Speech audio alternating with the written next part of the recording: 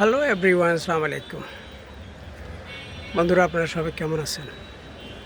ঢাকার এই বিল্ডিংয়ে যদি দাঁড়াই থাকতাম, প্রতি মিনিটে দুই একটা জাহাজ দেখা যেত। 2.5 থেকে 3 ঘন্টা হয়েছে এই মাত্র প্রথম জাহাজটা দেখা যাচ্ছে যুদ্ধর কারণে। এটা হলো ঈদের পরে। হলো কত জাহাজ, প্রতি মিনিটে দুই একটা জাহাজ দেখা যেত, আর এখন থেকে জাহাজে নেই। যারা আরব দেশে আছেন সবাই ভালো থাকুন, সুস্থ থাকুন। সবাইকে আল্লাহ পাকে সুস্থ রাখুক, ভালো রাখুক। ভিডিও লাইক ফলো করবেন। আমার ভিডিও দেখার জন্য সবাইকে অনেক অনেক ধন্যবাদ, থ্যাংক ইউ। এখন যেদিকে যাচ্ছে গুলশানের উপর দিয়ে ঘুরে যাচ্ছে রাস্তা।